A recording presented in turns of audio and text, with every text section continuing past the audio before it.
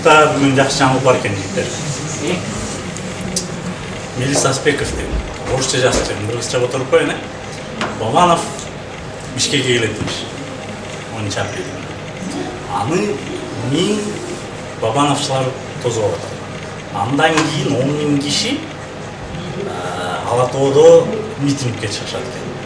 Эгер мындай логикага таянсак дейт,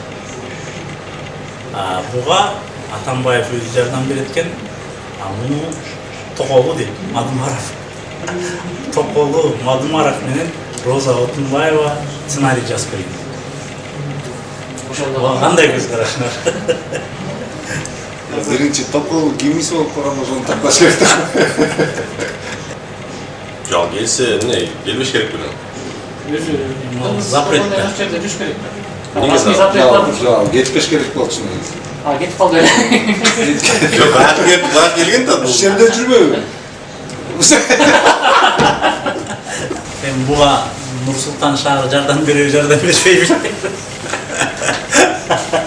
Бирок бешөө коюшта точно көтөрүлүш болот да. Ошондо аяктык Нур-Султан болсо Бишкектин 7-8 атылып кетеби. Элестетсеңер ошо бүт өлкөлөрдүн борборлорун аттардан өтүп кеткен президенттер, өтүп кеткен дейм. Өтпөй атканбы? Өтпөй аткан президенттердин аттары болуп калса. Өлө берсин. Жакшы көрөбүз да. Жакшы көрөбүз. Эми өлкөсүн өнүк туруп. Ошондо кандай болуп калат? Биздин тоңгуч президентибиз Аскар Акаевдин атынан болгондо Аскар болуп калат биздин шаарыбыз. Аскар Акаевдин атынан уже коюлган да. Кайсы? Мадагаскар. Мадагаскар ошол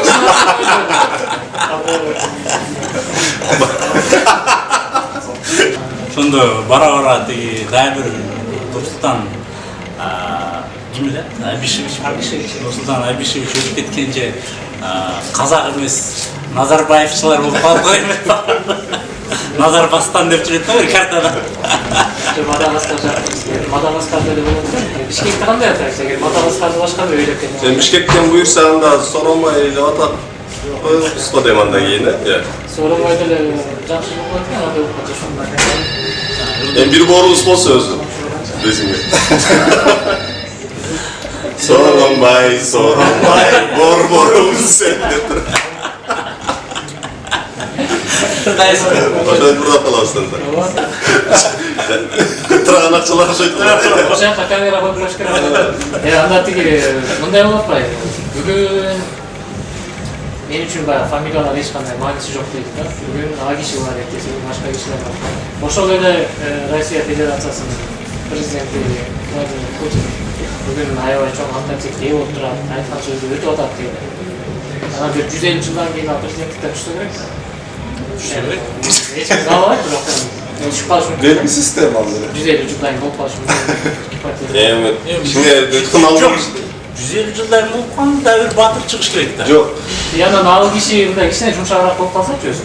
Анан анда ошол законду азыр биз эреже киргизиш. Менин оюмча эптеп биз өлүп калганга чейин нормальный карап кетсек ар жагын өздөрү жүрүп берет. Калган эмне болсо ошонусун дедим да. Жок. Бияктын дейм да. Россиянын президенти сыяктуу.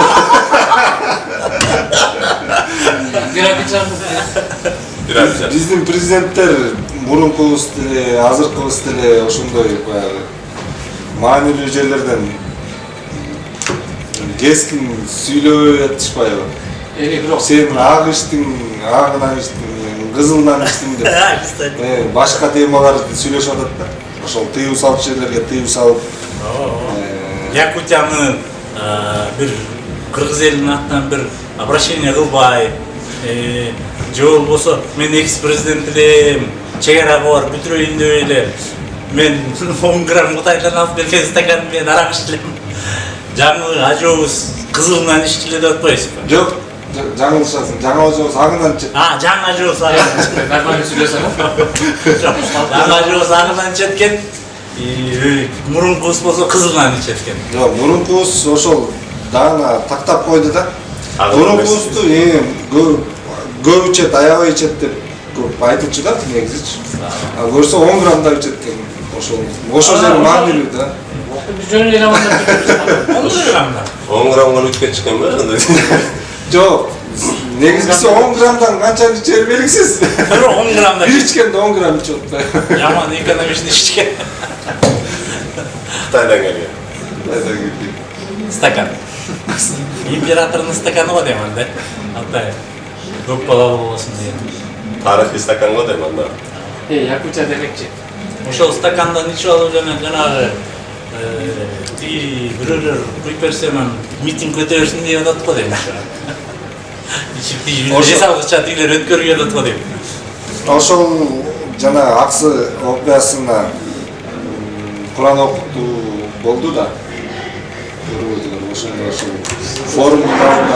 форумдун алдына чогултуп ошо бир 40 мүнөттөй сөз сүйлөнүптүр. Ошол Ким сүйлөп атат ал сөздү? мурунку ажабызда. Экс ажабыз? Эски ажабыз. Ошол 40 мүнөттүк сүйлөгөндө ошол оппозицияга ачык өттүм деп ачык айтты да. Ошондо кандай болуп калган белгисиз. Өзү түзүткөн системага, өзү алып келген президентке, өзү алып келген сотторго, жогорку кеңешке баардыгына тең каршы чыгып атат да.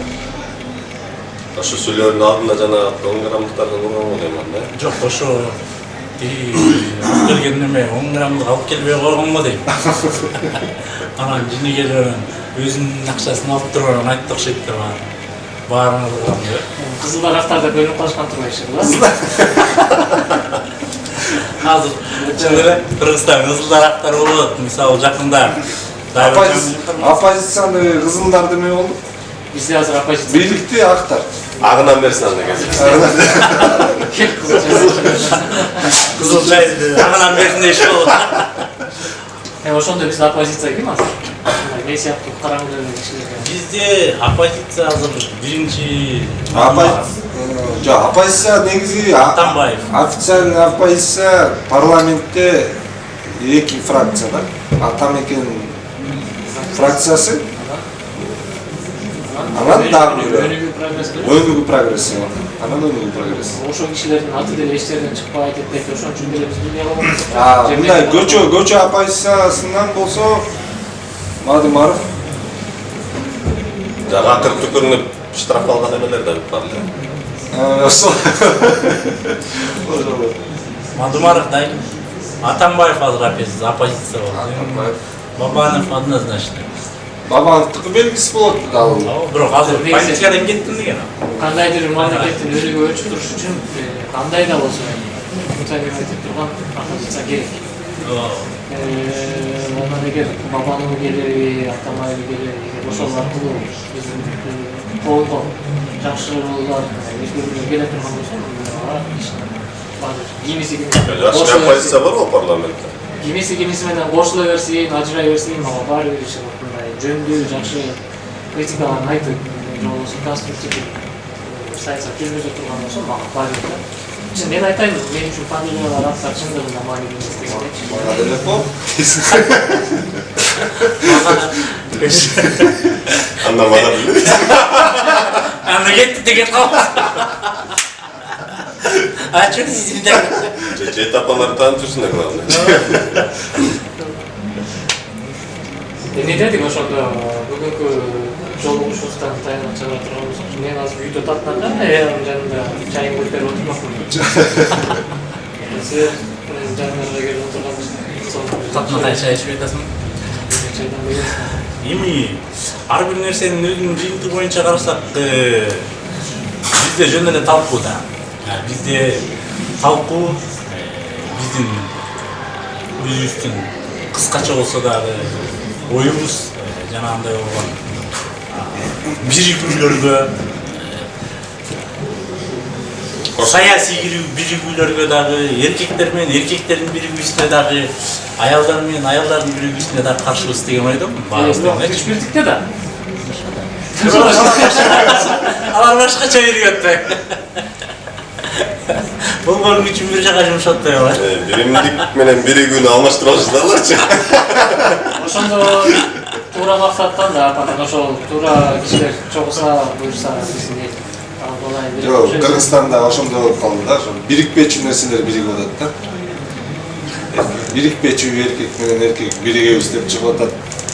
бизде го Келинизация болуп атат. Аялдар биригебиз, бири-бирибиз менен бирибиз деп атат. Анан саясий жөнүндө дагы бирикпечү кишилер.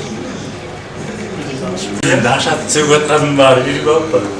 Бир жакадан баш бир шешиптен Бұт шыға. бир шешиптен бут чыга баштады.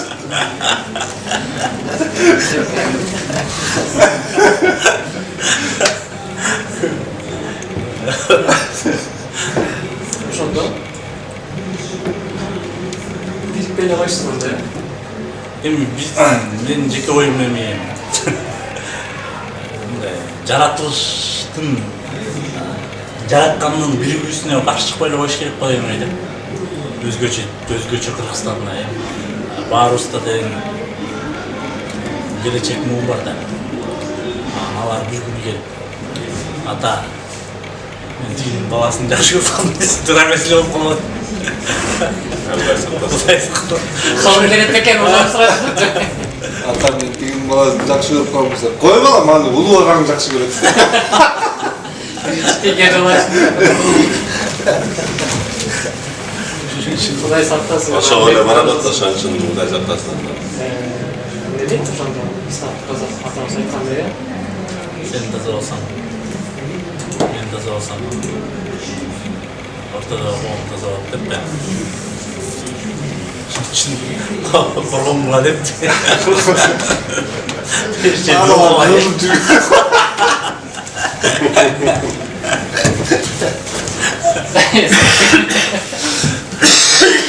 Эпидемия да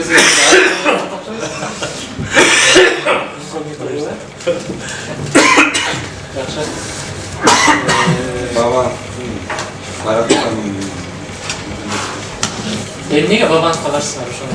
Бабановго мен я же за Бабанов. Биякта биз политический пропаганда кылган алабыз бирок бараткан неме чыгып.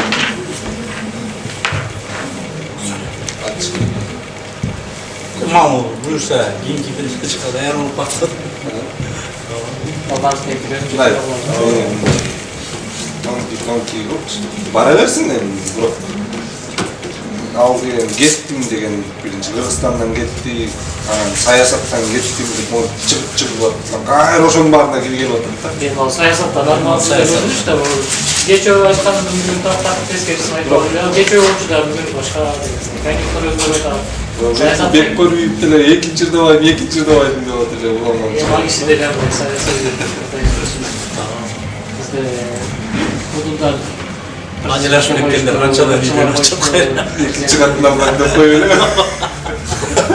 Экинчи кайтып келбегенден кийин аялым бар же барып атат коюп дегенде. Ошон үчүн бирде чакырган. Айдын өздүк жашашы өзүнүн иши, бирок коомчулукка тийиштүү нерселерди Ошо. Давай кетип келем анда. Бүтүрөлүп таапканы кийинге калтырабы? Бар кино көрөлү. Бар кино көрөлү. Поиск Акмалын. Поиск Акмалын экинчи бөлүгү чыгыпты. Апамды издейм, ошону көрүп келели. Биражанга да кетти. Все. Биражанга эми келип туралы жаш жеркен, э? Жактым ал. Үч айт айтет, эки жактан дейсиң. Экөө можно. Бияқта жашаган элдер бир өзгөчө эмес Искендер. талант бар окшойт. Сенден ачыктан алыштан кез. Честен. Мен силердин араңызда жүрүп ачкырды таап калат окшойт. Мындай свет туруп турса, сен сонун ишин тагын алдың. Азамат сен ачкыңдай, эмне окшойт, фамилияң бул же Иште. сен бир нерсе бар да,